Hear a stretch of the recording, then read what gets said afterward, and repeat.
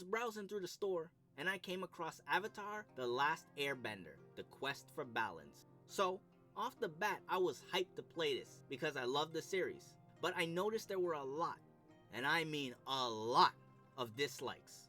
But I thought, hey, how bad can it actually be? A game's true worth can only be experienced through your eyes only. So, I decided to play it. And oh boy, what a mistake that was. Let me break down what led to my disappointment for this game. First of all, I thought I was gonna see the iconic intro cinematic at the start of the game. Now, it may not have been a perfect one-for-one sequence between the show and game, but there were similarities. Until they got to Avatar Ruko. No animation at all, he just stood there.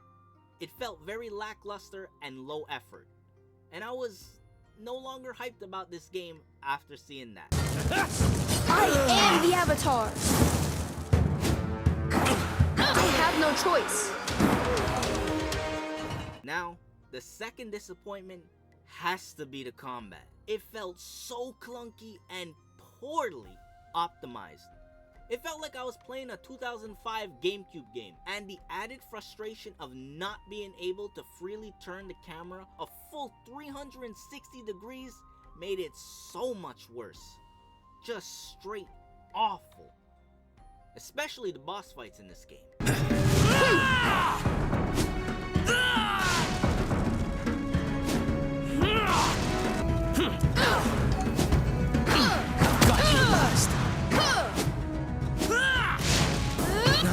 Strong enough. And the final point is something that saddened me dearly, because it was something that made Avatar: The Last Airbender such a great show, and this game doesn't do it justice. The point is, the game skips out on a lot of lore and all of the major connections made. If somebody brand new to Avatar never watched the show, read the books, or anything, and this was their introduction to Avatar, they would think the show must suck.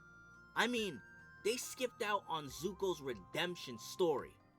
That was a big part of his story, as well as to the show. But I felt this game was made more for the intention of exciting old fans that have watched the show and not really for new ones. Which sucks, because this game could have given a better introduction for them if they just included more aspects of the show. And I know this story is narrated more in Aang's journey and perspective, but it would have been nice to have seen all of the most beloved scenes included in this game, instead of skipping to the major plot points. The day started peaceful enough, but the quiet was shattered when Prince Zuko and his soldiers arrived and attacked the village. Sokka and Suki sprang into action to help.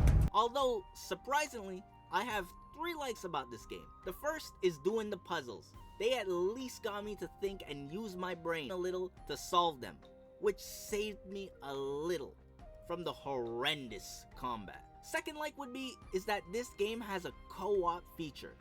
I found that pretty nice, because you don't have to suffer through this game alone anymore. When I saw the forest had burned, I was sad and upset. But my friend gave me hope the forest would grow back. And the final thing I like is that there's quote-unquote races. They're not really races, just traveling from point A to point B on Appa or whichever animal the game provides you. I liked it simply because it was a relief to get away from the combat.